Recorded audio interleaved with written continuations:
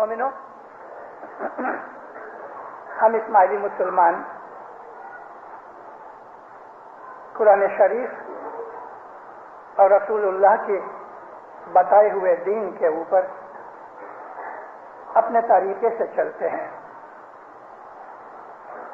دین اسلام سچا ہے، حق ہے، لیکن دین اسلام کے اوپر چلنے کے لیے نبی صاحب کی حیاتی میں بھی اور نبی صاحب کے بعد بھی بہت سے جدے جدے طریقے ہو گئے۔ آہستہ آہستہ 73 طریقے بن گئے اور سب مسلمان ہیں۔ خدا و رسول فرماتے ہیں کہ جس نے محمد کا کلمہ پڑھا، اشہد ان لا الہ الا اللہ و اشہد ان محمد رسول اللہ، وہ مسلمان ہے۔ مگر ہم اسماعیلی طریقت میں ہیں، یعنی شریعت کے اوپر کا جو درجہ ہے وہ طریقت کا درجہ ہے۔ دین اسلام کے اندر روحانیت اور مذہب کی تعلیم کے حساب سے اور مذہب کے اوپر چلنے کے لیے 4 طریقے ہیں، یعنی 4 لیول یا 4 درجات ہیں۔ جس طرح سے آپ دیکھو پرائمری اسکول ہوتا ہے، اس کے بعد ہائی اسکول ہوتے ہیں، اس کے بعد پھر یونیورسٹی آتی ہے، اس طرح سے کنڈر گارڈن کی لیول کے، مونٹیسری کی لیول کے اوپر شریعت ہے، اور وہ یہ ہے کہ خدا کی موجودگی کو ہم مانتے ہیں کہ خدا ہے، ہمارا اس پہ ایمان ہے، اور محمد رسول خدا تمام نبیوں کے سردار اور آخری نبی ہیں۔ یہ 2 چیزوں کا قبول کرنا دین اسلام میں داخل ہونے کی پرمٹ۔ جس بھی شخص نے یہ 2 باتوں کو قبول کیا اور اس پہ ایمان لایا کہ خدا ہے اور محمد اس کا نبی ہے، اور وہ بھی آخری نبی ہے کہ محمد صلی اللہ علیہ وسلم کے بعد قیامت تک کوئی دوسرا نبی نہیں آئے گا، یہ 2 چیزیں ماننے والا مسلمان ہے۔ پھر وہ عبادت کرے نہ کرے، وہ 10 یعنی کہ زکوٰۃ دے یا نہ دے، وہ حج کرے کہ نہ کرے، وہ نماز پڑھے کہ نہ پڑھے، یہ اس کا ذاتی تعلق ہے۔ ایمان کی بنیاد یہ ہے کہ اشہد ان لا الہ الا اللہ و اشہد ان محمد رسول اللہ، وہ آدمی مسلمان ہو گیا۔ اب وہ مانے یا نہ مانے اس کی بات ہے۔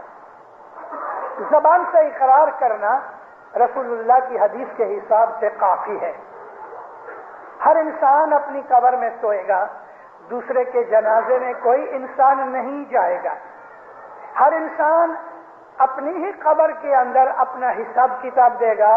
ہر انسان اپنے اعمال کا خود ہی ذمہ دار ہے، اور ہر انسان کو اس کے اعمال کی وجہ سے پکڑا جائے گا۔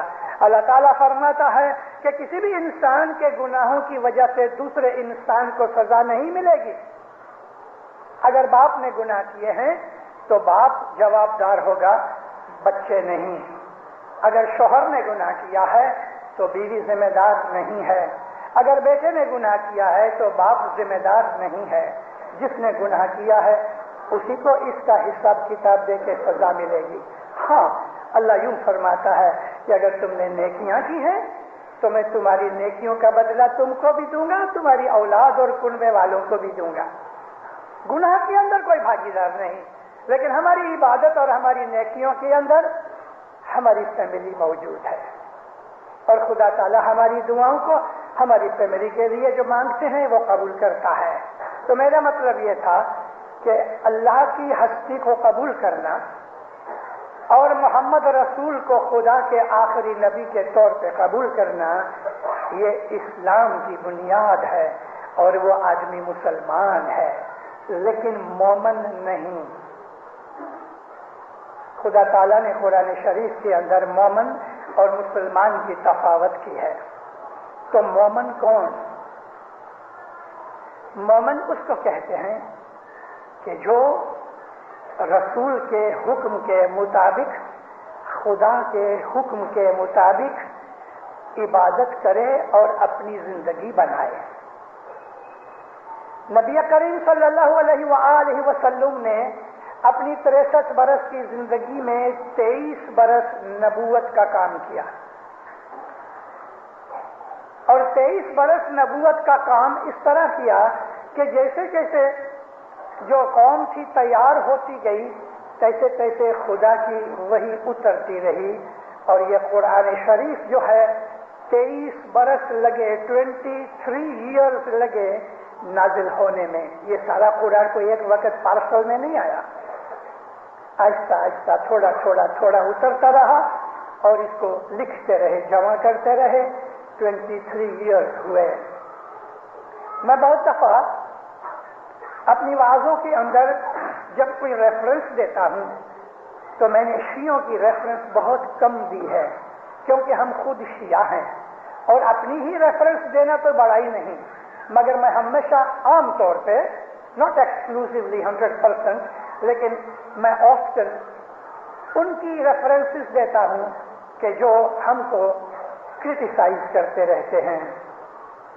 ایک بہت بڑے سنی عالم تھے جن کو 70 برس 100 سال ہوا، وہ گزر گئے ہیں، اور ان کا نام تھا شبلی نعمانی۔ میں نے کل بھی ان کو درخانہ کی واز میں یاد کیا ہے۔ شبلی نعمانی جنہوں نے سیرت النبی لکھی، اس میں 3rd والیوم میں وہ لکھتے ہیں کہ رسول اکرم کے اوپر جو وحی نازل ہوئی وہ قرآن شریف کے اندر جو ہے نا اس سے بہت زیادہ تھی۔ اگر آپ نہیں سمجھے تو میں ریپیٹ کرتا ہوں، قرآن شریف خدا تعالیٰ کی وحی ہے جو محمد رسول اللہ پہ اتری۔ شبلی نعمانی لکھتے ہیں کہ قرآن شریف میں جو وحی ہے اس سے زیادہ وحی رسول کے اوپر اتری، تو پھر وہ کہاں گئی؟ ایک سنی عالم لکھتا ہے، ہم تو شیعہ مانتے ہی ہیں جو مانتے ہیں، لیکن ایک سنی علامہ کی قلم سے یہ چیز نکلے، اگر انہوں نے بولا ہوتا تو ہم لوگوں کو کہتے ہاں بولے تھے بھائی تو سمجھا نہیں ہوگا، اس نے کچھ اور کہا ہوگا، لیکن یہ تو لکھا ہوا ہے اور وہ گزر چکے ہیں، اب اس کو کوئی بدل بھی نہیں سکتا۔ وہ کہتے ہیں کہ محمد رسول اللہ کے اوپر جو وحی اتری وہ اتنی بہت تھی کہ یہ قرآن شریف میں سے بہت زیادہ اور بھی تھا، تو وہ وحی کہاں گئی؟ عالم لوگ جو ہیں انہوں نے ڈھونڈنا شروع کیا اور انہوں نے ڈھونڈا، کچھ تو ایسا تھا کہ بعض ایسی احادیث ہیں کہ جن میں رسول اللہ فرماتے ہیں مجھ کو خدا نے ایسا کہا، پھر وہ بتاتے ہیں کہ کیا کہا۔ اب یہ بھی وہی ہے تو قرآن میں کیوں داخل نہ ہوئی؟ تو بعض علماء نے حضرت عثمان کے وفات کے بہت بعد بنی امیہ کے زمانے کے اندر جب انہوں نے ڈھونڈنا شروع کیا تو وہ بڑے حیران ہوئے کہ بہت سی ایسی چیزیں ہیں کہ جو قرآن شریف کے اندر داخل نہ ہو سکیں۔ پھر انہوں نے اس کا نام رکھ دیا جس کو کہتے ہیں احادیث قدسیہ۔ ہے تو حدیثیں، کیونکہ رسول اللہ نے ہم کو کہا، مگر وہ حدیث آرڈینری حدیث نہیں، احادیث قدسیہ ہیں، نورانی حدیثیں کہ نبی کہتے ہیں مجھے اللہ نے ایسا کہا، تو یہ بھی تو وہی ہے نا۔ تو انہوں نے قرآن کے اندر تو اب کوئی چیز ہم داخل نہیں کر سکتے، تو اس کی ایک الگ بک بنائی گئی۔ ابھی تک انہوں نے 60 ایسی حدیثیں اس کے اندر جمع کی ہیں، لیکن ایسی اور بہت ہیں کہ جن ہم کو کہتے ہیں احادیث قدسیہ، یعنی خدا تعالیٰ نے کہیں، اور یہ بہت سی ایسی حدیثیں بھی ہیں یعنی احادیث قدسیہ کہ جو ہم کو اس کتاب کے علاوہ اور بھی کچھ کتابوں میں ملتی ہیں۔ مثال کے طور پہ مولانا روم کی مثنوی میں ہم کو ایسی بہت سی احادیث قدسیہ ملتی ہیں کہ خدا تعالیٰ کے پیغمبر نے کہا کہ مجھ کو خدا نے ایسا کہا۔ مومنوں، میں نے آپ کے سامنے کہا کہ دین اسلام کے سمجھنے اور اس کا علم حاصل کرنے کے 4 درجات ہیں۔ شریعت ہے، اس کے بعد طریقت ہے، اس کے بعد حقیقت ہے، اور اس کے بعد معرفت ہے۔ اب یہ سمجھانے کے لیے میں آپ کو ایک چھوٹی سی بات سنانی چاہتا ہوں، اور وہ بات ہے حضرت مولانا امام جعفر صادق علیہ السلام کی۔ شریعت کیا ہے اور باقی کے درجات کیا ہیں؟ مولا فرماتے ہیں کہ ایک گلاب کا پودا ہے، پلانٹ، اس کے جو موڑ ہیں، روٹس، وہ زمین کے اندر ہیں، اور وہ زمین کے اندر سے موئسچر کھینچ کھینچ کے، پانی اور کھانا پینا، کیمیکل چیزیں کھینچ کھینچ کے وہ پلانٹ کو سپلائی کرتے ہیں۔ موڑ جو ہیں، روٹس جو ہیں، ان کا کام سپلائی کا ہے، انرجی لاتے ہیں اور اوپر دے دیتے ہیں۔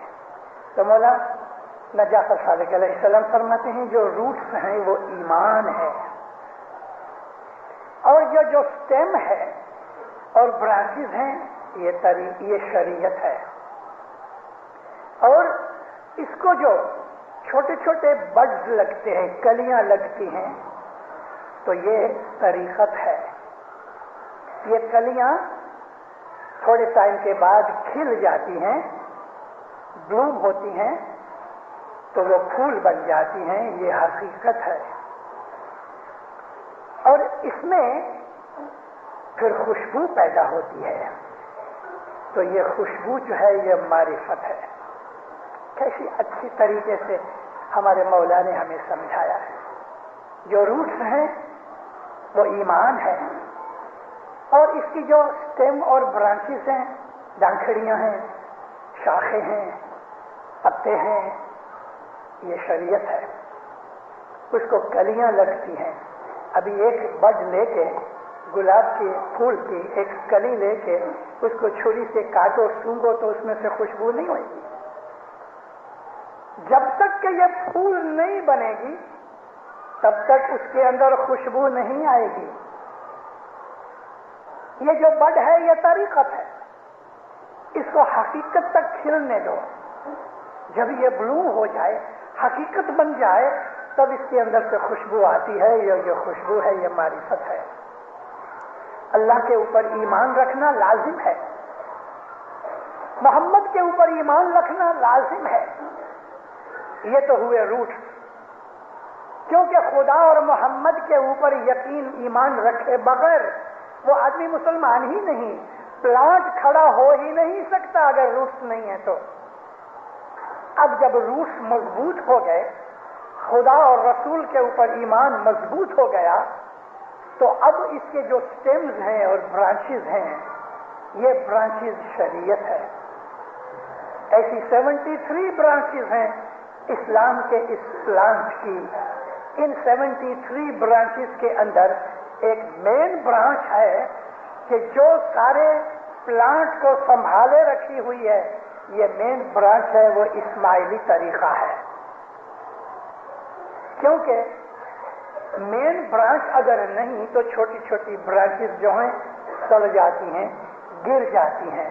میں نے کیوں اسماعیلی طریقے کو مین برانچ کہا؟ کیونکہ یہ آج تک جیتا ہے۔ بہت سی برانچز نکلی، بہت سی برانچز سوکھ گئیں، سڑ گئیں، کاٹی گئیں، برباد ہو گئیں۔ 73 سیکشن، 73 فرقے اسلام کے اندر پیدا ہوئے۔ اس کے اندر لگ بھگ 40-42 فرقے ایسے تھے کہ جو شریعت سے الگ ہو کے صوفیانہ طریقے کے اوپر چلے گئے۔ یہ وہ فرقے تھے جو اپنے آپ کو طریقتی فرقے کہتے ہیں، اور باقی جو ہیں وہ اپنے آپ کو شریعتی فرقے کہتے ہیں۔ اس وقت دنیا بھر کے 1 بلین مسلمانوں میں میجورٹی شریعتی لوگوں کی ہے کہ جو اسی حالت میں رہے اور انہوں نے کوئی پروگریس نہ کی۔ کنڈر گارٹن کی ایجوکیشن لے کے وہ اسکول میں سے بھاگ گئے، اور انہوں نے نہ پرائمری جوائن کیا، ہائی اسکول تک اور یونیورسٹی تک پہنچنے کی بات ہی نہیں تھی۔ اللہ اور رسول سچ بات ہے، بالکل حق بات ہے، لیکن کیا اپنے منہ سے اللہ اور رسول کہہ دینے سے ہم اسلام کے تمام درجات تک پہنچ سکتے ہیں؟ مولانا حسین صلوات اللہ علیہ کا کٹا ہوا سر کربلا میں ان کا سر بدن سے کاٹ کے جدا کر دیا گیا تھا اور ایک ٹرے میں رکھ کے یزید کے سامنے رکھا. اب یزید کے سامنے مولانا امام حسین کا کٹا ہوا سر ٹرے میں پڑا ہے. یہ وہ سر ہے کہ جس ہونٹوں کو رسول خدا چوما کرتے تھے. ایک بڑی سی چھڑی اٹھائی، سٹک اٹھائی، اور یزید نے امام حسین کے ہونٹوں کے اوپر سٹک ماری. اس وقت عبداللہ بن جابر انصاری نبی کریم کے ایک صحابی تھے. وہ کھڑے ہو کے کہتے ہیں اے یزید، بہت بڑی عمر تھی ان کی، بزرگی کی وجہ سے ان کو حق ہو گیا. کھڑے ہو کے کہتے ہیں اے یزید، میں نے اپنی آنکھوں سے دیکھا ہے کہ رسول خدا ان ہونٹوں کو چومتے تھے کہ جن ہونٹوں کے اوپر آج تم یہ چھڑی مار رہا ہے.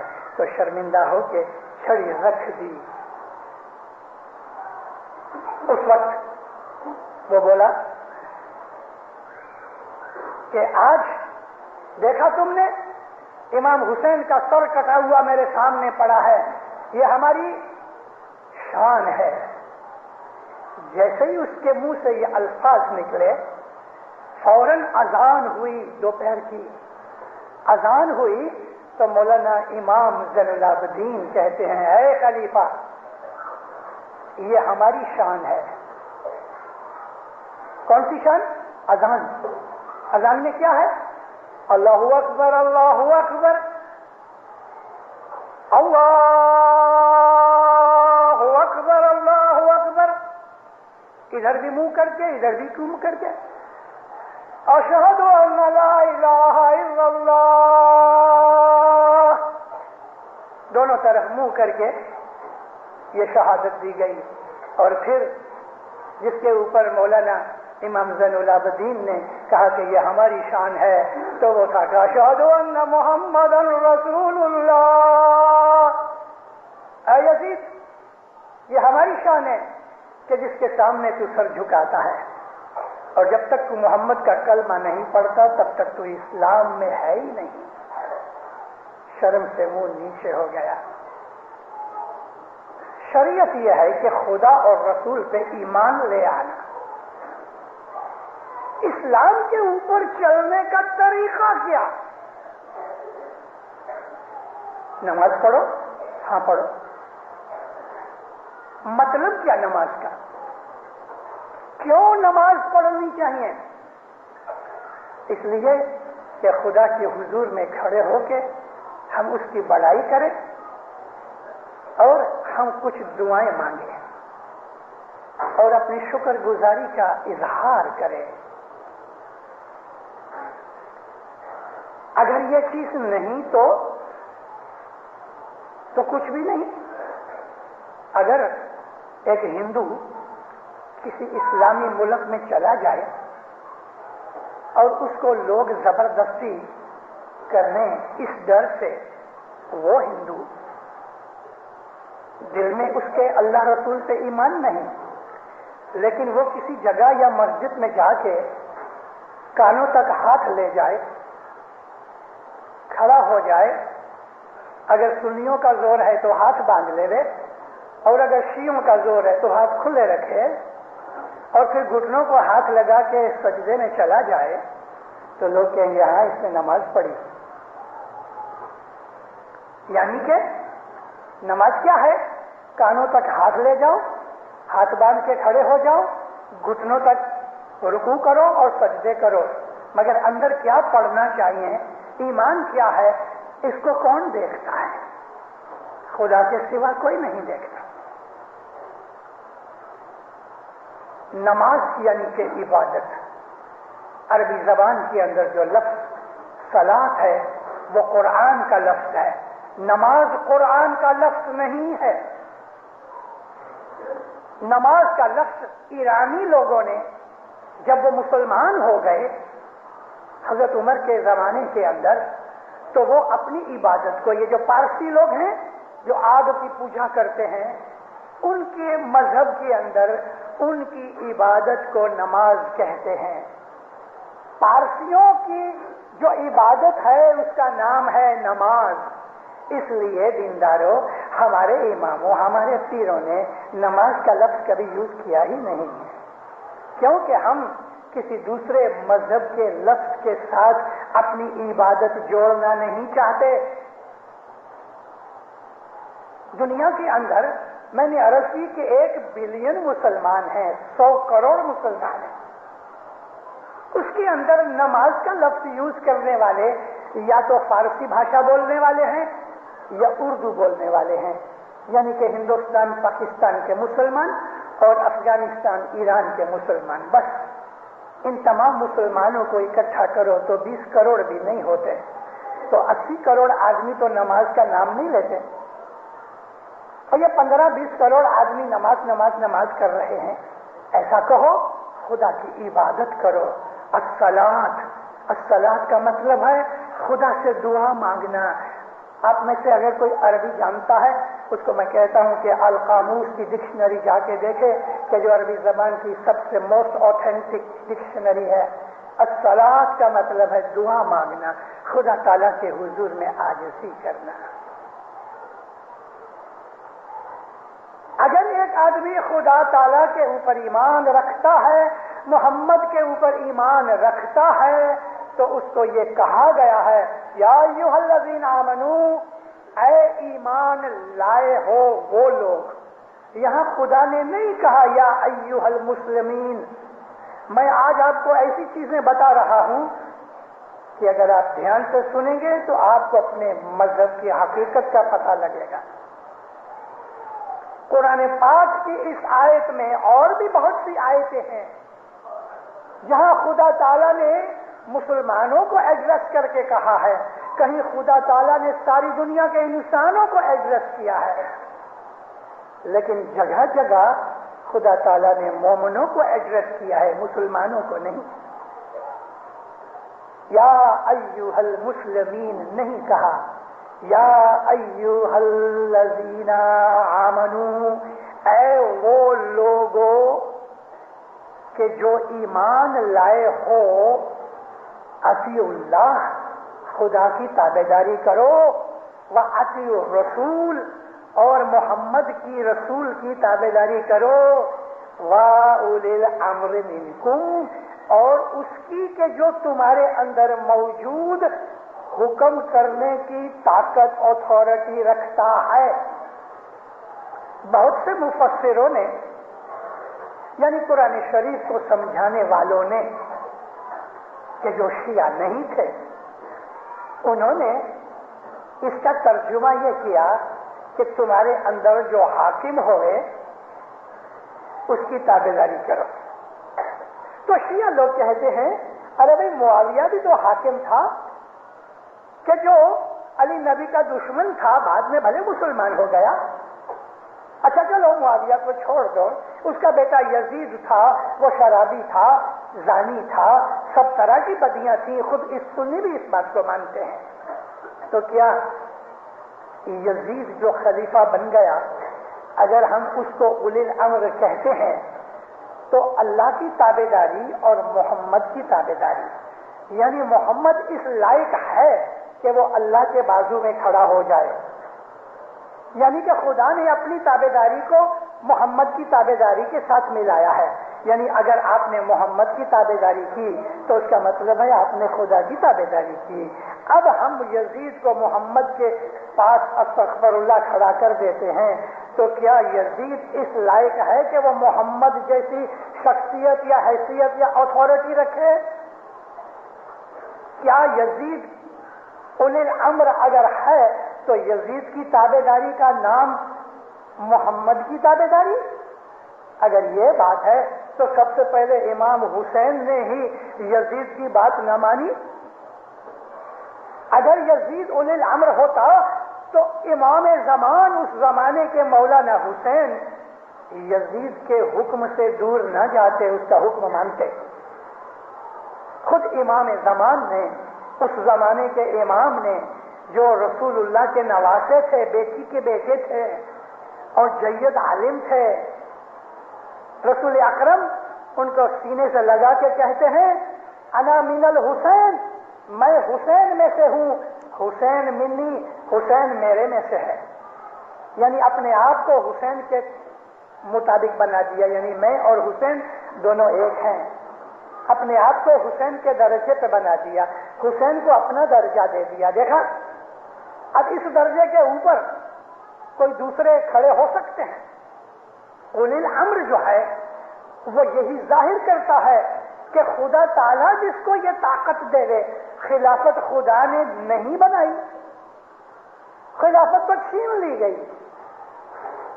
خدا کے حکم سے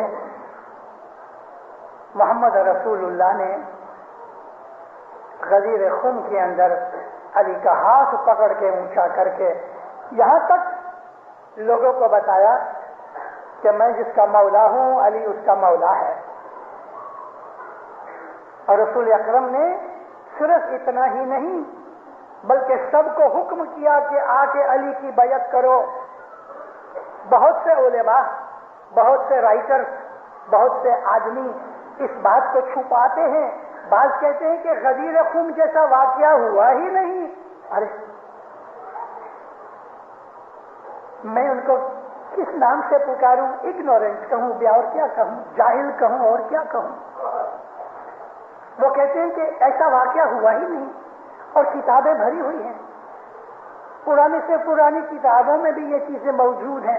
مولانا حضرت امام نے صلوات اللہ علیہ نے ایک دفعہ طریقہ بورڈ والوں کی، اس زمانے میں اس کو اسماعیلی ایسوسی ایشن کہتے تھے، مولا نے ان کی ایک کانفرنس کے اندر کہا کہ تم کوشش کرو کہ شیعہ لٹریچر اکٹھا کرو اور اس کی اسٹڈی کرو، ریسرچ کرو۔ مولا فرمایا پرانے سے پرانی اوریجنل مینوسکرپٹس ڈھونڈو، کاپیاں نہیں، اوریجنل مینوسکرپٹس ڈھونڈو، کیونکہ ان مینوسکرپٹس کے اندر ایسی چیزیں ہیں کہ بھلے دوسرے اس چیز سے یعنی کہ قبول نہ کریں لیکن انکار نہیں کر سکیں گے۔ مولا کہتے ہیں کہ وہ ایسی چیزیں ہیں کہ دوسرے بہت سے اس کو قبول نہیں کریں گے مگر انکار نہیں کر سکیں گے کہ یہ بات نہیں بنی۔ اور یہ ایک مانی ہوئی، ریسرچ کی ہوئی بات ہے کہ غدیر خم کا واقعہ بنا ہے، کیونکہ یہ آیت اس بات کی گواہی دیتی ہے جو قرآن پاک کے اندر ہے کہ یا ایھا الرسول بلغ ما انزل الیک من ربک، پہنچا دے اس میسج کو کہ جو تیرے رب کی طرف سے تجھ پہ نازل کیا گیا۔ یہ چیز ظاہر کرتی ہے، اس آیت کے الفاظ ہم کو ظاہر کرتے ہیں کہ رسول اللہ کو اس آیت سے پہلے کچھ حکم ملا تھا، کچھ حکم ملا تھا، کیونکہ اس کے اندر صیغہ ماضی ہے، یعنی یہ جو ریفرنس ہے تو وہ پاسٹ کی ریفرنس ہے۔ یا ایھا الرسول بلغ ما انزل الیک من ربک، تیرے رب کی طرف سے جو تیرے اوپر آ چکا ہے، یہ پاسٹ ٹینس ہے، تو وہ آیت قرآن شریف میں ملتی نہیں، مگر یہ آیت ہے کہ جو یہ کہتی ہے کہ نہیں پاسٹ میں نبی کریم کے اوپر حکم آیا تھا، مگر نبی نے کوئی خاص وجہ سے اس حکم کے اوپر عمل نہ کیا، تھوڑی ڈھیل رکھی، اور وہ ڈھیل کیوں رکھی یہ اشارہ بھی اسی آیت میں ہے۔ وَإِن لَمْ تَفْعَلْ، اگر تم نے اس میں ڈھیل کی، فَمَا بَلَّغْتَ رِسَالَتَهُ، یعنی میں ایسا سمجھوں گا، خدا کہتا ہے تیرے اوپر جو حکم آیا تھا اس کو جلدی سے پہنچا دے، اگر نہیں پہنچایا تو میں سمجھوں گا تم نے رسول پن کا کام ہی نہیں کیا۔ اور پھر خدا اس کو تسلی دیتا ہے کہ تم گھبراؤ نہیں، واللہ یعصمک من الناس، خدا تیرے کو لوگوں سے بچائے گا۔ یعنی یہ الفاظ بھید کو کھول دیتے ہیں کہ نبی کریم لوگوں سے ڈرتے تھے، اور اللہ کہتا ہے ڈر نہیں، میں تجھے بچاؤں گا۔ کیا ڈرتے تھے؟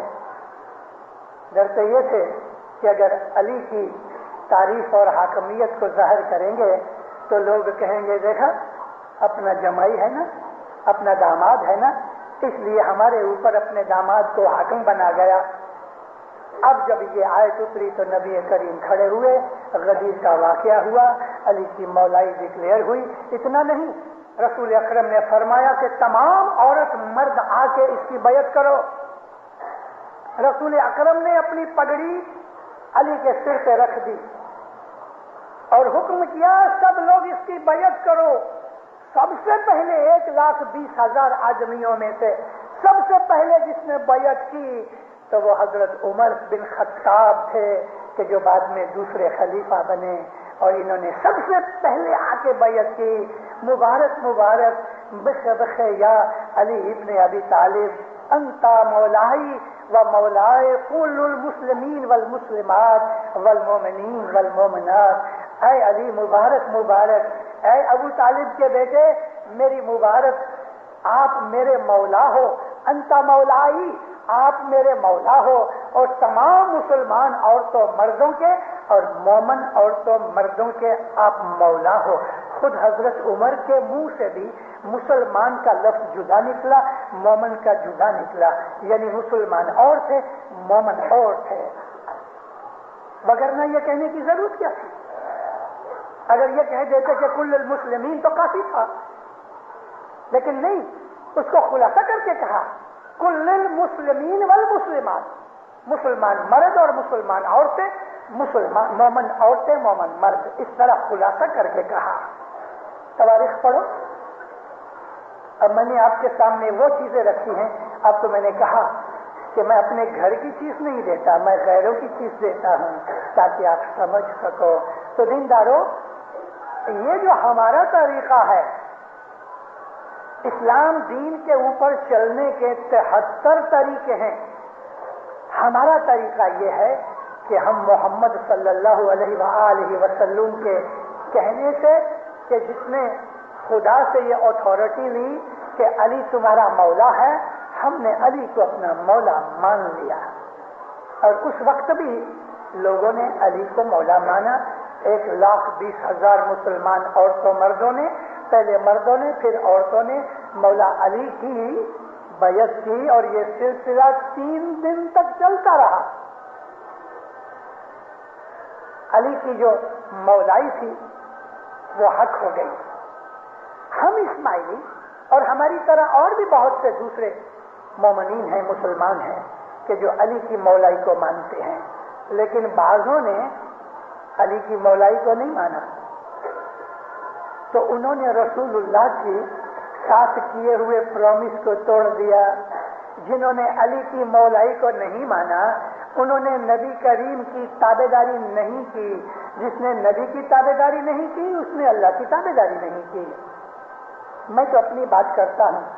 ہم نے علی کی مولائی کو مانا اور علی کے کہنے سے دین اسلام کے اوپر عمل کرتے رہے. زمانے کے حساب سے چیزیں بدلتی رہتی ہیں, زمانے کے حساب سے چیزوں میں شریعت میں فرق ہوتا رہتا ہے. بعض لوگ کہتے ہیں شریعت میں فرق نہیں ہو سکتا. میں آپ کو کہتا ہوں شریعت میں فرق دوسرے خلیفہ حضرت عمر نے کیا. نبی کریم کی جو بتائی ہوئی بنائی ہوئی چیز تھی اس کے اندر اپنے 2 الفاظ گھسیڑ دیے. میں آپ کو ایک اسکول ٹیچر کی طرح میں اسماعیلی مذہب کی بنیادی چیزیں سکھا رہا ہوں. میں واعظ تو ہوں لیکن اس وقت میں اسکول ٹیچر کی طرح ایک معلم کی طرح کہہ رہا ہوں. صبح کی جو اذان ہوتی ہے اس اذان کے اندر حضرت عمر نے 2 الفاظ اپنی طرف سے شامل کر دیے جو شریعت کے حساب سے نہیں ہونے چاہیے. شریعت کی ایک چیز بھی بدل نہیں سکتی.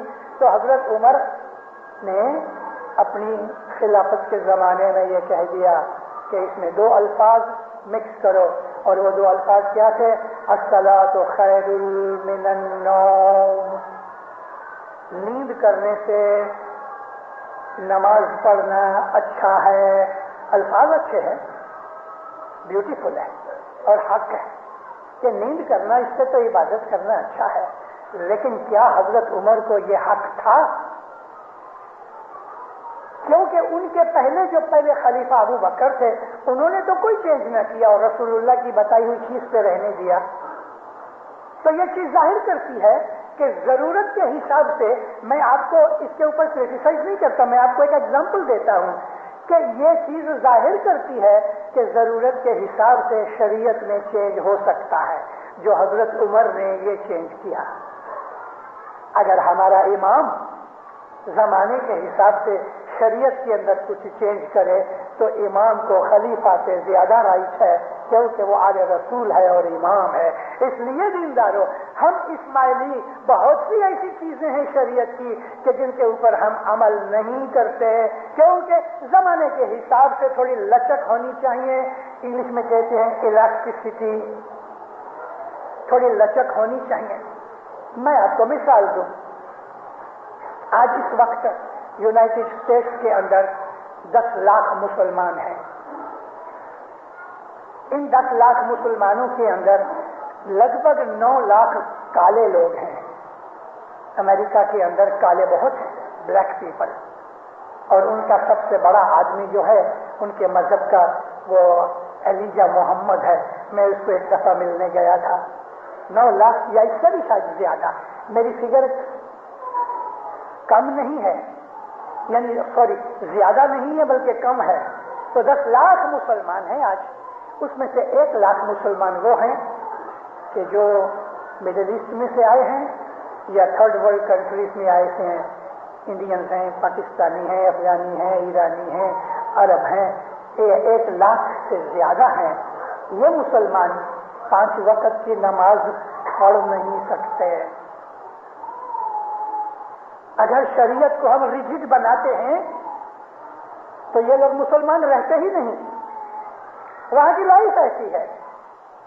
یوں بھی ساری دنیا کے اندر 1 بلین مسلمان جو ہیں، الحمدللہ دینداروں، میں حضرت امام کے حضور میں اس وقت میں واز کر رہا ہوں، حضرت امام کے حضور میں، وہ یہاں بیٹھا ہوا ہے۔ میں خالی آپ جماعت کو نہیں کہہ رہا، مولانا حضرت امام کے حضور میں واز کر رہا ہوں، وہ سنتا ہے، بیٹھا ہے ادھر۔ میں دنیا کے مسلمانوں کے ملکوں میں بہت گھوما پھرا ہوں، میں مسجدوں میں بھی گیا ہوں، ان کے بڑے بڑے علماء سے میں نے باتیں بھی کی ہیں، اور آپ کو تعجب نہ ہوئے تو کہوں کہ ساری دنیا کے مسلمانوں کی ایوریج نکالو تو واللہ باللہ 5 وقت کی نماز 90% اسماعیلی 90% مسلمان 5 وقت نماز نہیں پڑھتے، شاید 8-10% ہوں گے، کیونکہ آج کی لائف ہماری، لائف سٹائل ہمارا، روزی کمانے کے طریقے، ہماری اور بہت سی ایکٹیویٹیز، ہماری ایجوکیشن، ہماری نوکریاں، ہمارا بزنس، یہ تمام چیزوں کو مکس کرو تو آج وہ چیزیں نہیں بن سکتی کہ جو رسول اللہ کے زمانے میں تھیں۔ لیکن ہمارے اماموں نے ہم کو بہت سہولتیں دی ہیں، بہت سی سہولتیں دی ہیں۔ میں آپ کو اس کی مثال دوں، شریعت کے اندر اس بات کی جگہ ہے کہ آپ 2 نمازوں کو، 2 صلات کو مکس کر دو۔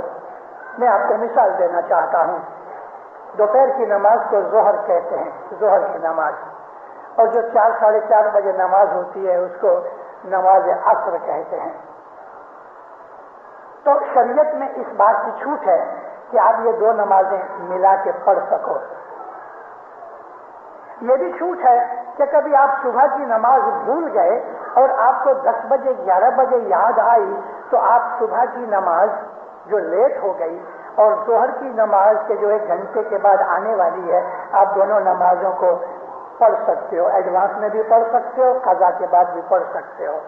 ہم اسماعیلیوں نے 3 وقت طے کیے خدا تعالیٰ کے حکم سے، یا ایھا الذین آمنوا واقیموا الصلاۃ وآتوا الزکاۃ طرف النہار زلفا من اللیل ذالک للذاکرین۔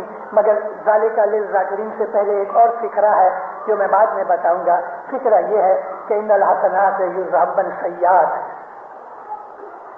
کہ تم قائم کرو نماز کو، صلاۃ کو، جس کو میں کہتا ہوں دعا کو، دعا قائم کرو۔ دن کے 2 چھیڑوں میں زکوٰۃ دو، اور یہ یاد رکھو کہ جو نیکیاں ہیں وہ برائیوں کو، بدیوں کو برباد کر دیتی ہیں۔ نیک کام کرنے سے ہماری بدیاں، برائیاں برباد ہوتی ہیں، اور یہ ذکر ہے، یہ ریمائنڈر ہے ان کے لیے کہ جو خدا کو یاد کرنے والے ہیں۔ اس آیت کو دیکھ کے ہمارا مین مقصد کیا ہے کہ خدا کو یاد کرنا۔ پھر خدا کہتا ہے بیٹھے بیٹھے یاد کرو، کھڑے کھڑے یاد کرو، لیٹے لیٹے یاد کرو۔ مقصد تو یہ ہے کہ آپ خدا کو یاد کرو۔ آپ کو بھوک لگی ہے، سخت بھوک لگی ہے، اب پلیٹ میں کھاؤ، प्लेट में खाओ, कागज पर रख के खा लो, बैठे बैठे खाओ, खड़े खड़े खाओ, लेटे लेटे खाओ। मकसद क्या है? पेट भरना। कि छुरी से खाओ, कांटे से खाओ, हाथ से खाओ, आपकी खुशी। मकसद पेट भरना है। हमारा मकसद ये है, और दीन इस्लाम की ये एसेंस जो हमारी मजहब की हकीकत में है कि असल क्या है, और असल यह है कि खुदा को याद करना। अगर खुदा ताला इस तरफ नहीं है तो इस तरफ तो है ना, इस तरफ नहीं है तो इस तरफ है। क्या खुदा एक ही तरफ है? खुदा कहता नहीं, तुम जिधर भी मुंह करोगे उधर मेरा चेहरा पाओगे। अगर खुदा ये कहता है कि तुम जिधर भी मुंह करोगे वहां मेरा चेहरा पाओगे, तो हम कौन है ये कहने वाले कि नहीं खुदा इसी तरफ है, इस कोने में है और किधर नहीं है? ऐसा क्या है? मैं इस्माइली मजहब की हकीकत आपके साथ बयान कर रहा हूं ताकि आप इस चीज की असल समझ सको। मकसद हमारा ये है कि हम खुदा को याद करें। आप कहीं काम पे गए हैं, घर जा रहे हैं, लेट हो गया है और दुआ का टाइम हो गया और बाइसिकल चला रहे हो, तो आप बाइसिकल चलाते चलाते दुआ पढ़ सकते हो। आप मोटर चला रहे हो और दुआ का टाइम हो गया, तो हमको इसकी कोई जरूरत नहीं कि हम देखें कि भाई ये फलानी साइड किधर है, ईस्ट में है कि वेस्ट में है। और फिर क्या है, बाइसिकल चला के नीचे जमीन पे रख दो, थोड़ा पानी लेके वुजू करो और फिर आप बैठ के नमाज पढ़ो। ठीक है, जिसको ऐसा करना है कर सकता है, हम तो मना करते हैं, लेकिन हम तो खुदा को याद करने की जो एसेंस है वो ये दिल की बात है। बाइसिकल चला रहे हो दुआ पढ़ते रहो, गाड़ी चला रहे हो दुआ पढ़ते रहो, पाँव से चल रहे हो दुआ पढ़ सकते हैं। खुदा को याद करने के हजारों तरीके हैं। हमारा इस्माइली मजहब ये है कि हम खुदा को याद करते हैं, ये मेन आइटम है। अभी बैठ के करो कि खड़े होके करो कि चलते चलते करो, खुदा को इसके साथ कोई निस्बत नहीं कि आपने बैठे बैठे क्यों मुझे याद किया, खड़े खड़े क्यों नहीं किया। खुदा तो ऐसा नहीं है। वो रहीम, वो करीम, वो वहाब, वो प्यार करने वाला वदूद, वो बख्शिशें देने वाला रहमान, उसको तो ये देखना है कि आप उसको याद करते हो। फज़्कुरूनी अज़्कुरकुम वश्कुर ली। ग़ज़ाली ने अपनी खिलाफत के लगभग 4.5-5 बरस के अंदर शरीयत में कोई चेंज नहीं किया। हजरत उमर ने किया, हजरत उस्मान ने किया, लेकिन मौला मुर्तज़ाली ने अपनी खिलाफत में शरीयत में कोई चेंज नहीं किया। शरीयत को हाथ भी नहीं लगाया। मस्जिद के बाहर शाम की नमाज हो चुकी थी, जिसको असर की नमाज कहते हैं। मौला चंद असहाबों के साथ बैठे थे। एक बिदू कहते हैं खेडूत अरब को, और अमूमन वो जाहिल होते हैं। ऊंट के ऊपर भागा भागा चला आता था। मस्जिद देख के उसने स्लो किया, नीचे जंप मार के उतरा, ऊंट को किसी दरख्त के साथ बांध दिया, और अब पानी ढूंढने कहाँ जाए। उसने मिट्टी के साथ तयम्मम किया, यानी वुजू करने के 2 तरीके हैं, पानी लो या मिट्टी लो। मिट्टी से वुजू किया जाए तो उसको तयम्मम कहते हैं।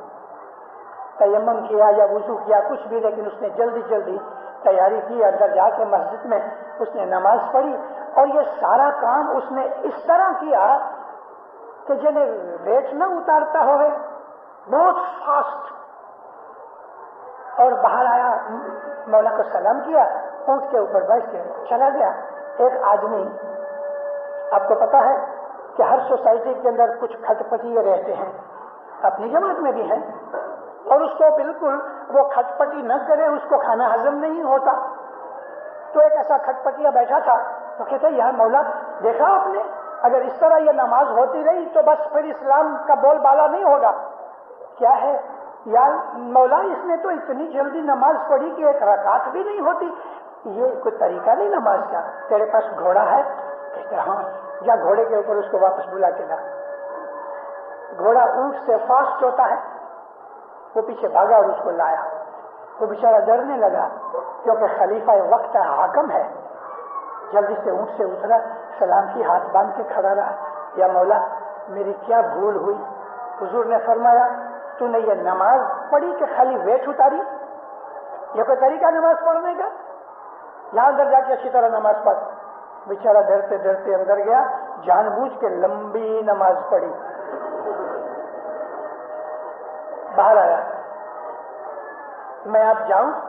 مولا فرمایا ٹھہر, ابھی تم مجھے بتا کہ وہ جو پہلی نماز پڑھی تھی تجھے اس میں مزہ آیا کہ یہ نماز میں؟ کہتے یا مولا آپ ناراض نہ ہوں گے تو میں جواب دوں, اچھا تجھے معاف کیا. کہتے یا مولا وہ جو پہلی نماز پڑھی تھی خدا کی محبت میں پڑھی تھی, اور دوسری نماز آپ کے ڈر کی وجہ سے پڑھی ہے.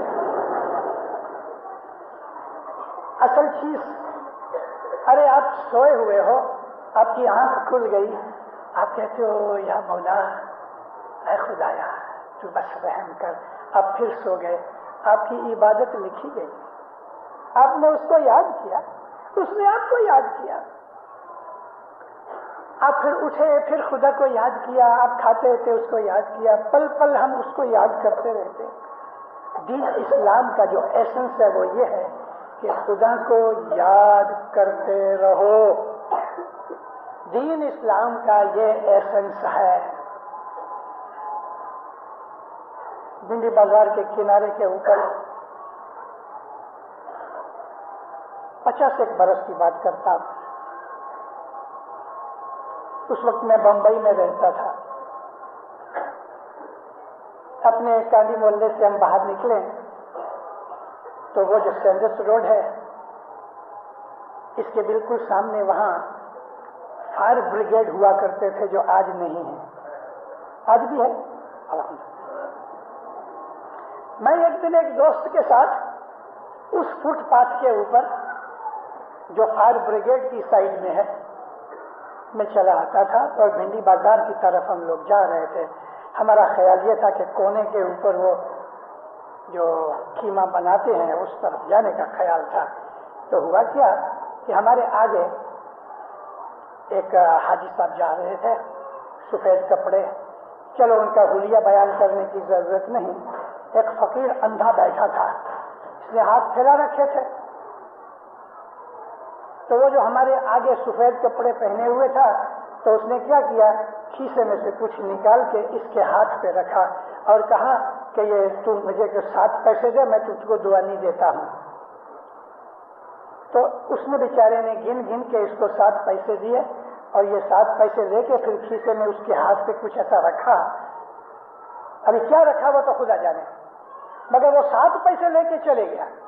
تو یہ بعد میں آواز لگاتا ہے, بھا حاجی, تو جلدی سے مڑ کے بھاگ کے آیا. تیرے کو کیسے پتہ لگا میں حاجی ہوں؟ کہتا یہ حاجیوں کے کام ایسے ہی ہیں, میں کیا کروں. اگر ہم دکھاوے کی عبادت کریں اس طرح سے, اس نیت سے کہ لوگ میری عزت کریں کہ میں تو بہت بزرگ ہوں, تو خدا تعالیٰ اس دغا فریب کو جانتا ہے. اسی کا نام قرآن پاک میں منافق کہا گیا کہ جس کا دل جدا ہے زبان جدی ہے, جس کا ظاہر جدا ہے باطن جدا ہے.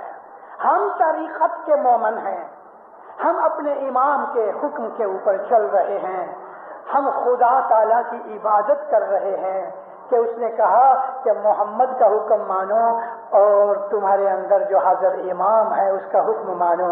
اولی الامر کا مطلب ہم حاضر امام کرتے ہیں جو ہر وقت ہمیشہ ہمارے اندر درمیان میں موجود ہے. اگر وہ پرانا ذکر جو میں نے آپ کو کیا کہ اگر خلفاء کو, حاکموں کو اگر ہم اولی الامر مان لیں تو آج کدھر حاکم کدھر ہے جس کو ہم اولی الامر کہیں؟ کیا پرائم منسٹر شیکھر کی تابعداری کرے جو اولی الامر بن سکتا ہے؟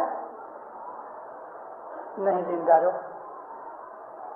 امریکہ کے رہنے والے جو مسلمان ہیں وہ بش کو اولی الامر نہیں سمجھتے, اور کینیڈا والے جو ہیں مسلمان تو وہ ہمارے پرائم منسٹر کو وہ اولی الامر نہیں سمجھتے. اولی الامر بننا یہ نبی اور اللہ کی توفیق کے ساتھ ہے.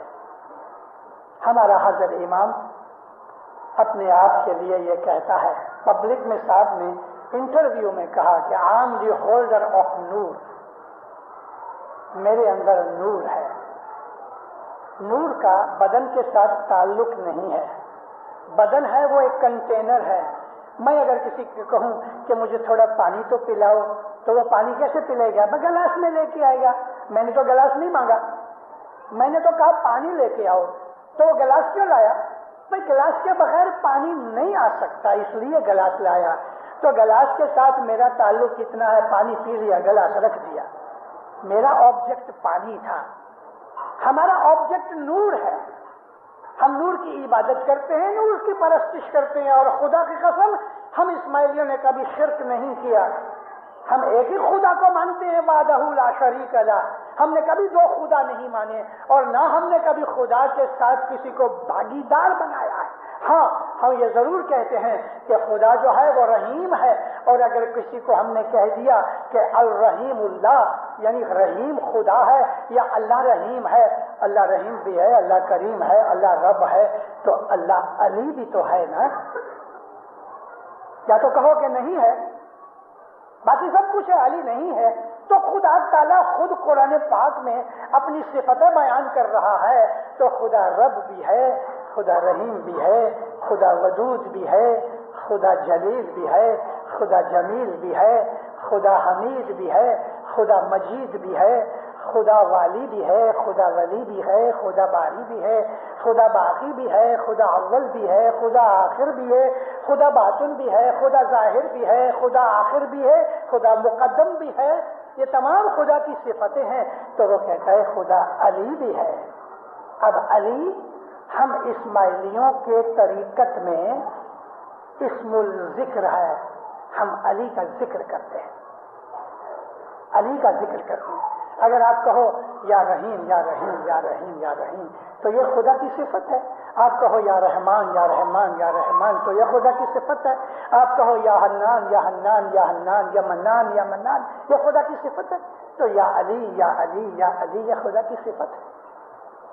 ہمارے طریقے کا جو اسم اعظم ہے، پرسنل اسم اعظم وہ ہے کہ جو مولا ہم سب کو دیتا ہے، لیکن طریقے کا کلیکٹیو جو ہمارا اسم اعظم ہے یعنی ذکر کرنے کا جو اسم ہے وہ علی ہے، وہ علی ہے. یا علی یا علی، رب تو رحمان تو حق تو پاک تو بادشاہ مہربان بھی علی تو ہی تو رب تو رحمان تو یا علی اول آخر قاضی تو ہی تو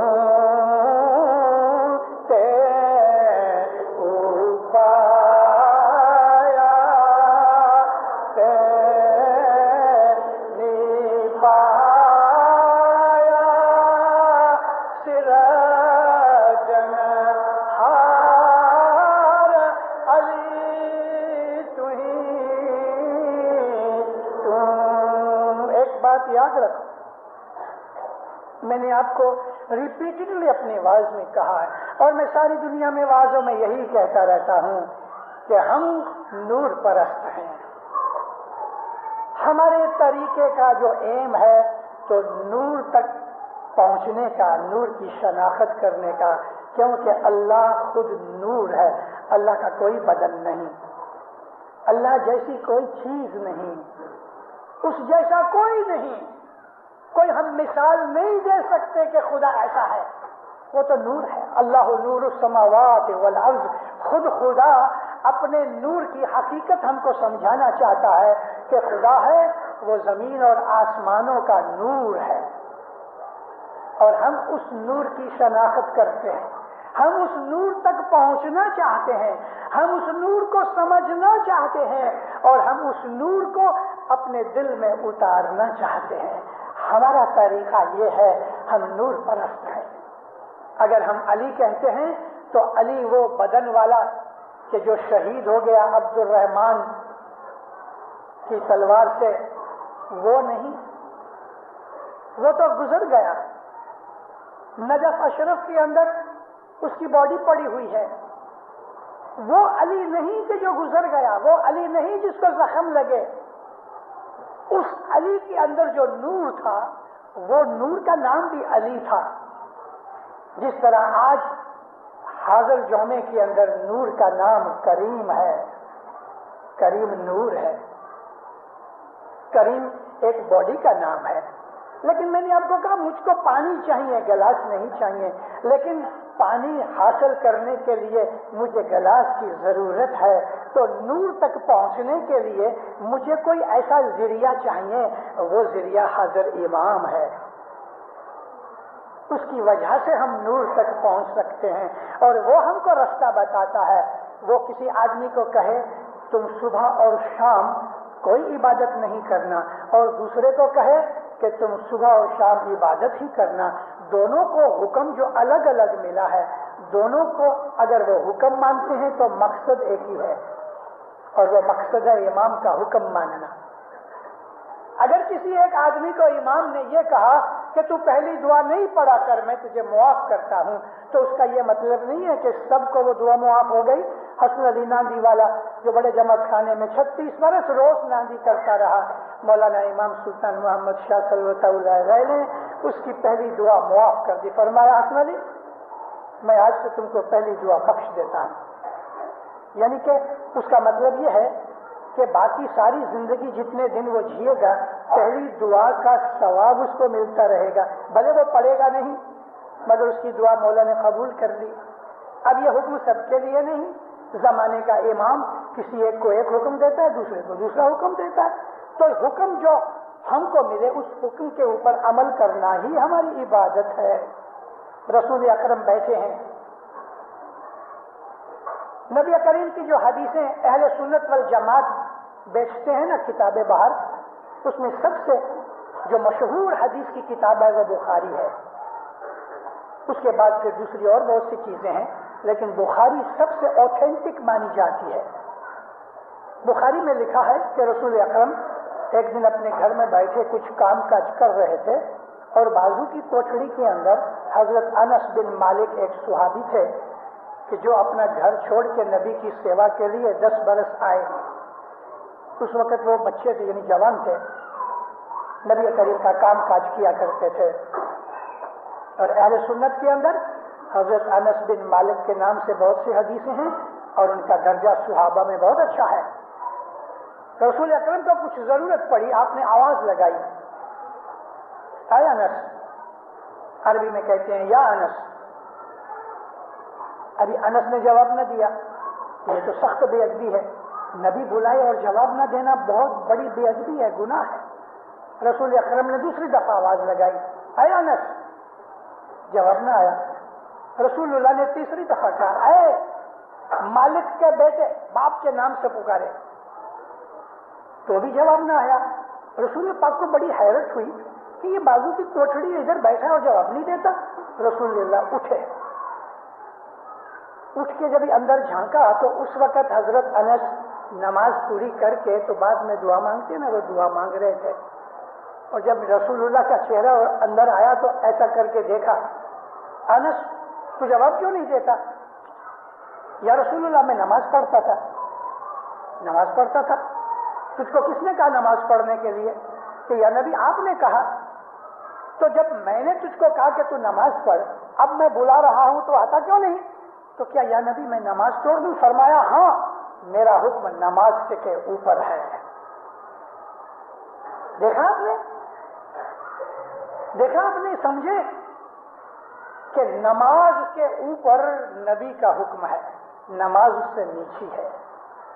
حضرت امام کا حکم ہماری عبادت ہے، حضرت امام کا حکم ہی ہماری عبادت ہے، اور یہ عبادت اللہ کی عبادت ہے۔ حضرت امام جو ہے وہ اولی الامر ہے، حضرت امام جو ہے وہ رسول اکرم صلی اللہ علیہ وآلہ وسلم کا نور ہے، حضرت امام جو ہے وہ اللہ کا نور ہے، وہ خلیفۃ اللہ بھی ہے، خلیفۃ الرسول اللہ بھی ہے۔ 2 لاکھ مسلمانوں کے اندر 1954 میں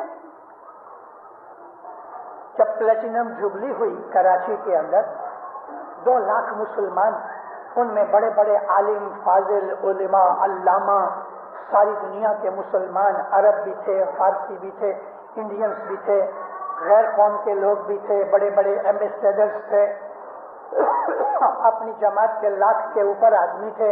ان 2 لاکھ آدمیوں میں اور جو کچھ مولا کہہ رہے تھے ساری دنیا میں اس کی براڈ کاسٹ ہو رہی تھی. امام سلطان محمد شاہ صلی اللہ تعالیٰ علیہ فرماتے ہیں کہ میں سنیوں کا خلیفہ ہوں اور شیعوں کا امام ہوں. لفظ دیکھو، میں سنیوں کا خلیفہ ہوں، شیعوں کا امام ہوں. میں خلیفۃ اللہ بھی ہوں اور خلیفۃ الرسول بھی ہوں. ان 2 لاکھ مسلمانوں میں بڑے بڑے عالم، فاضل، مولوی، ملا، علامہ تھے. کیوں کسی کو ہمت نہ ہوئی یہ بات کو چیلنج کرنے کے لیے؟ اور اس نے سارے عام سب کے اندر کہا، اور لکھا ہوا بھی ہے، پرنٹڈ بھی ہے. یہ امام کی سچائی کا ایک ثبوت ہے کہ وہ خلیفۃ اللہ بھی ہے، خلیفۃ الرسول اللہ بھی ہے. خلیفۃ اللہ امام کو کہتے ہیں، خلیفۃ الرسول اللہ پیر کو کہتے ہیں، کیونکہ نبوت ختم ہو گئی اور قیامت تک نبوت نہیں آنے کی. اس لیے ہم نے نبی کے بعد پیر کو مانا، اور پیر جو ہے وہ نبی کا نور ہے اور حضرت امام ہے وہ علی کا نور ہے. اس لیے یہ ہمارا شاہ ہے، یہ پیر ہے. اور اسی حساب سے جب تالی کا مبارک آتا ہے تو کہتا ہے میں تم کو روحانی بچوں کو پتا طریقے اور ماتا طریقے دعا سیس دیتا ہوں. یہ جو پیٹرنل ہے یعنی پتا طریقے کی دعا سیس یہ امام کی طرف سے ہے، اور ماتا کے طور کی جو میٹرنل دعا سیس ہے وہ پیر کی طرف سے ہے. کیا یہ صاحبی اور پیری مسلمان جانتے ہیں؟ نہیں جانتے تو میں کیا کروں، لیکن قرآن میں ہے. قرآن میں کیا یہ امامت اور پیری کا جواز قرآن میں ہے؟ ہاں، کیوں نہیں؟ خدا کے جو نام ہیں ان ناموں کے 2 گروپ ہیں، ایک صفاتی، ایک ذاتی. شریعتی لوگ اس چیز کو نہیں سمجھ سکتے. قرآن پاک کی بہت سی چیزیں ہیں کہ جو عام مسلمانوں کو تو کیا بڑے بڑے ملاؤں کو بھی خبر نہیں. اس کی وجہ ہے دینداروں، وجہ یہ ہے کہ ہم قرآن کو پڑھتے نہیں، تلاوت کرتے ہیں. ہم قرآن کی تلاوت کرتے ہیں اور اسی کو ہم سمجھتے ہیں کہ ہم کو ثواب ملا، لیکن قرآن کے اندر کیا لکھا ہے وہ تو جانتے ہی نہیں. 10 20 25 50 آدمی مل کے چلو کہتے ہیں اچھا ہم قرآن خوانی کریں. ملاؤں کو بلایا جاتا ہے، لوگوں کو بلایا جاتا ہے، ایک ایک پارہ دیا جاتا ہے، قرآن پڑھتے ہیں، تلاوت کرتے ہیں، لیکن قرآن میں کیا لکھا ہے کچھ پتہ نہیں. قرآن سارا دیکھو اتنا زور دیا قرآن نے نیک اعمال کے اوپر، اتنا زور دیا ہے کہ اگر محض آدمی خالی نیک اعمال کرے نا تو وہ بخشا جائے گا. نیک اعمال کے اوپر خدا نے بہت زور دیا ہے. قرآن بھرا ہوا نیک اعمال کی تلقین سے. لیکن افسوس، میں نے آپ کو کہا دنیا بھر کے میں مسلمان ملکوں میں پھرا ہوں، جتنی برائیاں بدیاں ہمارے مسلمان ملکوں میں ہیں خدا کی قسم اتنی کہیں دوسرے ملکوں میں نہیں ہیں. اس پاکستان میں جو اسلامی ملک ہے اس کے اندر میں دنگ رہ گیا، 50 دن رہا. میں کہتا تھا یا مولا یہ اسلامی ملک ہے، پاکستان ہے کہ اور کیا ہے؟ بدیوں برائیوں سے بھرا ہے، چوری ہے، رشوت ہے، لوگوں کو اٹھا کے لے جاتے ہیں، لڑکوں کو لے جاتے ہیں، عورتوں کو اٹھا لے جاتے ہیں. تمام جات کے جتنے بھی دنیا میں گناہ ہو سکتے ہیں سوسائٹی کے وہ سب پاکستان میں موجود ہیں. صرف پاکستان نہیں، اور بھی اسلامی ملکوں کے اندر گندگی یعنی ڈرٹینس، جہالیت، ان ایجوکیشن، ریجڈنس، اور وہ سوسائٹی کی برائیاں جس کو دور کرنے کے لیے محمد رسول اللہ کو اللہ نے بھیجا وہ تمام کی تمام ہمارے مسلمان ملکوں کے اندر ہے.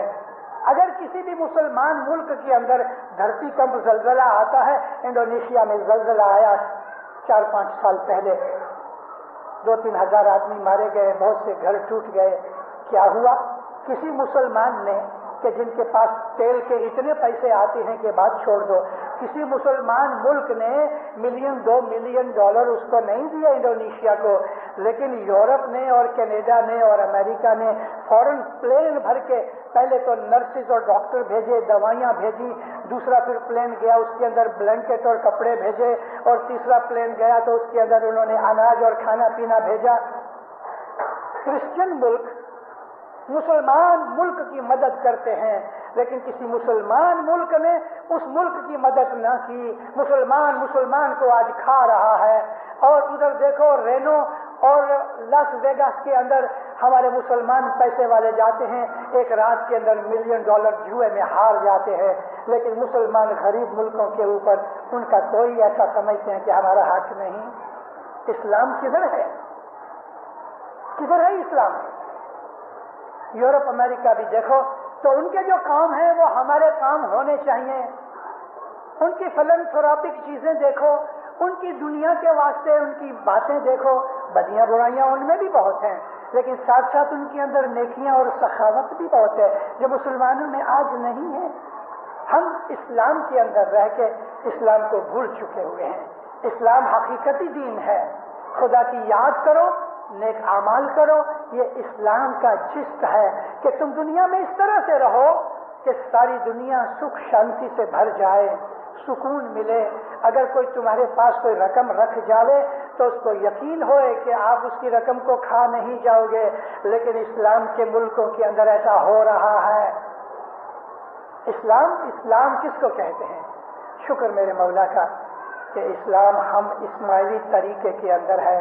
آج ساری دنیا کے اندر گھومو تو ساری دنیا کے کوئی بھی شہر میں آپ کو ایک اسماعیلی بھی بھیک مانگتا ہوا نظر نہیں آئے گا، لیکن آپ پاکستان جو اسلامی دیش ہے، آپ ایجپٹ میں جاؤ جو اسلامی دیش ہے، آپ ایران میں جاؤ، موروکو میں جاؤ، آپ کی گاڑی کے ارد گرد 10-20 بھکاری مل جائیں گے کہ جو مسلمان ہیں، کلمہ پڑھتے ہیں، اور بڑے بڑے امیر عیش و آرام سے شراب پی رہے ہیں۔ مسلمان کدھر ہے؟ ہمارا ایک بھی اسماعیلی بھائی دنیا میں بھیکھاری نہیں درستے کے اوپر۔ اگر ہمارے اندر غریب ہیں الحمدللہ، ہم ان کو اپنا بھائی سمجھتے ہیں، کسی نہ کسی طریقے سے جماعت ان کو سنبھال کے بیٹھی ہوئی ہے۔ ہمارا آقا، ہمارا مولا وہ ایسا ہے کہ جب بھی اس کے پاس کوئی ایسی چیز پہنچتی ہے تو مولا کی دنیا بھر میں بے چین ہو جاتے ہیں۔ ہم اسماعیلیوں نے اپنے امام کے ہاتھ کے نیچے دین اور دنیا کی راحتیں دولتیں آزمائی ہیں، کمائی ہیں، اور الحمدللہ ہم غیروں سے بہت اچھے ہیں، آباد ہیں۔ یہ سچا مولا ہے۔ حضرت امام کی تابعداری کرو کہ وہ اللہ رسول کی تابعداری ہے۔ حضرت امام کی تابعداری کا نام ہی اسلام ہے، حضرت امام کی تابعداری کا نام ہی عبادت ہے۔ حضرت امام کو راضی کرنا خدا کو راضی کرنا ہے۔ یہ الفاظ جو رسول اکرم کے ہیں کہ جس نے علی کو خوش کیا اس نے خدا کو خوش کیا، جس نے علی کو ناراض کیا اس نے خدا کو ناراض کیا، اور وہ علی شاہ کریم صلوات اللہ علیہ ہمارا حضرت امام ہے۔ سکھی آباد رہو، مولا آپ کی نیک امیدیں پوری کرے، دین دنیا میں برکتیں دے وے، آپ کو راحتیں دے وے، خوشیاں دے وے، آبادی دے وے۔ مولانا حضرت امام تمام بلائیں آفتیں دفع دور کرے۔ مولانا حضرت امام آپ کی ہر نیک دعا کو قبول کرے، آپ کی اہل اولاد کو دین دنیا کی برکتیں نعمتیں دے، جماعتوں کے انبوں میں سکھ شانتی محبت دے، دین اور جماعت کے دشمنوں کو نابود کرے۔ مولانا حضرت امام دسویں سکریت میں پورا رکھے، اپنا فرمان بردار مومن بنائے، اپنا وفادار مومن بنائے۔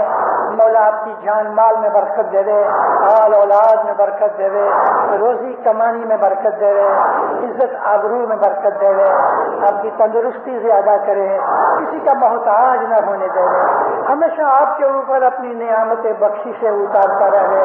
مولا ظاہر باطن دیدار نصیب کرے۔